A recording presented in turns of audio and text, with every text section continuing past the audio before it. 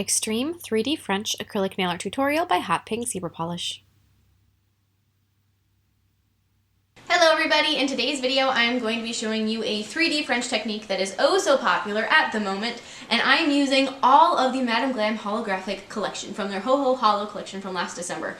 And it's got all of them in it, I believe there's 10, are in this, and I wanted to use them all, so the nail's really long, and this nail took me a whole night. It took forever, so I hope you guys appreciate it. It was a lot of fun to do, but if you are planning on doing this design, just know that you're in it for the long haul. So I hope you guys like it, and don't forget to click subscribe to see all my future videos as well.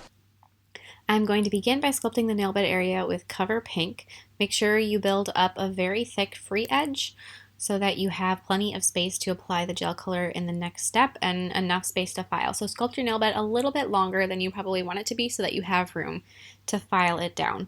So just sculpt that with a nice Cover Pink. I would probably recommend choosing one that's fairly pigmented. It doesn't have to be opaque, but you don't want it to be, I know some cover colors are really fairly sheer so that you can see some of the natural nail underneath it.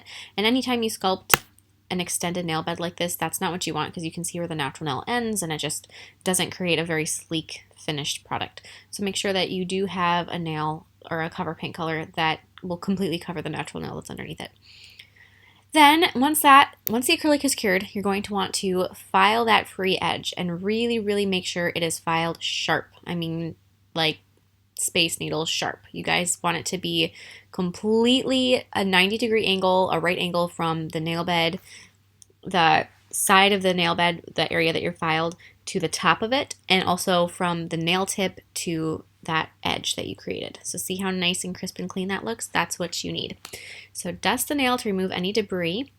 Then start with the first color that I'm going to use is called Let It Snow, and I'm going to cover the smile line, paint the smile line, and then just down the nail a little bit.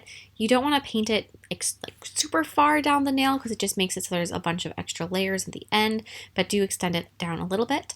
Then cure that. If you want to apply second coat, then cap it with a layer of clear acrylic to make sure that and sculpt the next smile line. So the whole idea with a 3D French is that the color goes up the smile line and then down the bottom, so it kind of creates this rounded little shape there. And then you sculpt a layer of clear on top of it so that it has this floating kind of really deep, it's a crazy effect. And it's hard to see it on video. Pictures don't do it justice. Video doesn't do it justice. It is incredible. It is so cool looking. And especially with the holographic colors that I used for this, they're not a super chunky glitter, which I don't think I'd recommend for this, but they just have a really nice shimmer to them, and they catch the light, which makes that whole effect even more obvious. So then once again, after the acrylic's cured, file the free edge, the new free edge, dust that bad boy once again, and then go for your next color. The next color I used is the color Frosty, and this is a really beautiful holographic blue. Obviously, I don't have to say holographic because we all know that each one is going to be. And when I was deciding what order to do the colors in, I wanted it to be somewhat random. So I had all of my colors, all of these Madam Glam colors lined up on my manicure table, and I would have a done pile and a need to do pile. And I just sort of mixed it up and chose whichever one suited my fancy, keeping in mind I wanted it to be kind of random looking, so I didn't want to say do 2 silver colors in a row.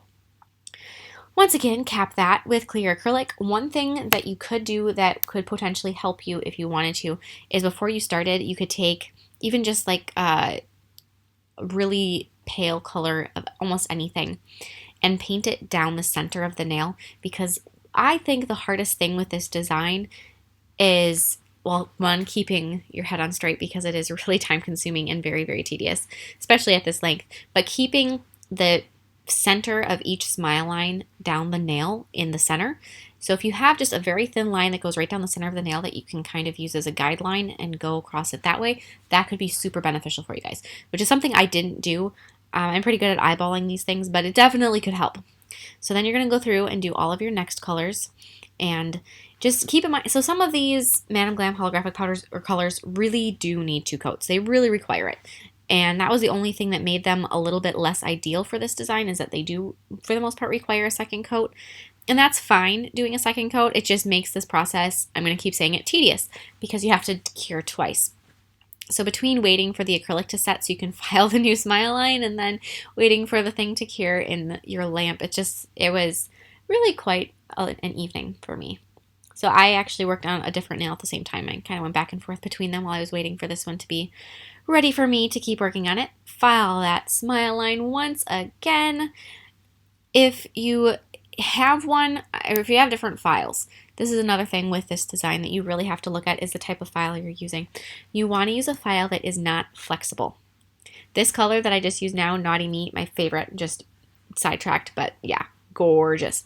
Anywho, you want to use a file that's not flexible. So some files have a little bit of a spongy texture to them, which for filing over the top of the nail when you're creating like an arch or wanting to have a nice smooth curvature across the top for an enhancement, wonderful to have that little bit of a spongy quality to them. Then again, if you are working on a design that you need to have sharp, crisp, clean, very, very strict lines, a spongy texture or slightly flexible is not what you're going for. I find that the OPI edge files do a fantastic job of keeping really nice straight lines. I, however, am no longer able to purchase them. I mean, I could go online and purchase them, but I was always getting them from Cosmoprof, and my Cosmoprof no longer sells them. And I went in there and I was so sad because I love those files. So that would be the one thing, is make sure your file is not flexible. Try to find one that's a little bit on the thinner side, and I would also go for a fairly high or a fairly low grit. So I think I was using maybe 150s probably is what I was using for this, because it is so much filing and it is so much hand filing that you just want to use a nice file that's going to make sure it goes a little easier and quicker for you. And if you're somebody like me who typically does not file smile lines because they're sculpted with some accuracy and you don't think that they really need it, for this design they do, because even if your smile line looks absolutely gorgeous and beautiful and it'd be wonderful for a pink and white, if you don't file it, it's not going to quite get the effect, the sharp line effect that 3D French really relies on.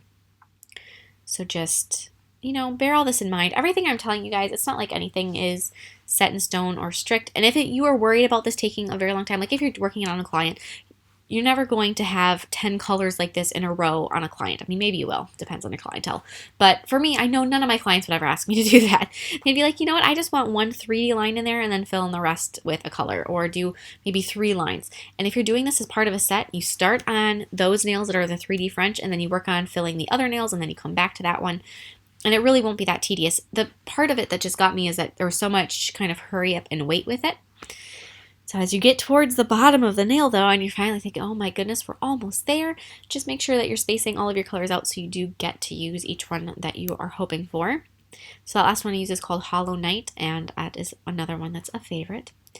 The one I used after that is called Sprinkles, and there's 2 red type colors in this set, in this collection. One of them is a bit more of a cherry red, and one of them is more like a true red or a brick red. So I don't remember which one is which. So if you guys are looking for, like, thinking of Christmas nails or patriotic nails or something, you may want to just make sure that you get the one that's more of the red and less of the pinky red. The last color I used is the really light silver one. That one definitely requires 2 coats, but it is a wonderful color. And the good thing about these, because they do require 2 coats and just the texture of them isn't quite as creamy as some of Madam Glam's other polishes, is that they create absolutely stunning, flawless, easy gradients. I know I've done a couple different gradient designs with them from one color to the next, and it really was pretty much effortless. You could do it just with the brush that comes in the bottle.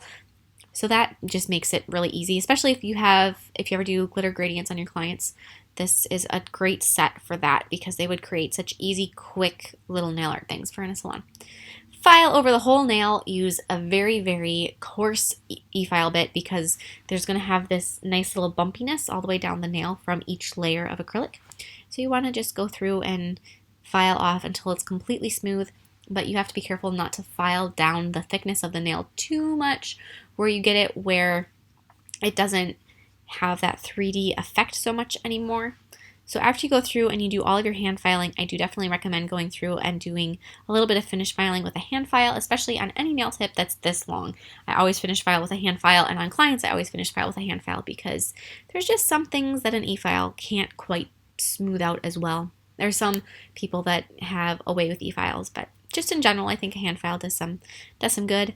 buff that nail with a buffer block just to make sure it's all smooth, because you want this nail to have very high clarity once you apply that layer of gel sealer.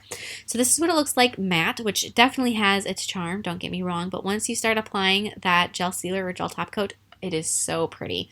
The holographic quality of the polish just jumps out, and it has that amazing layered look. And like I said, you could just, videos don't do it justice. You have to see something like this live in person because they're so cool.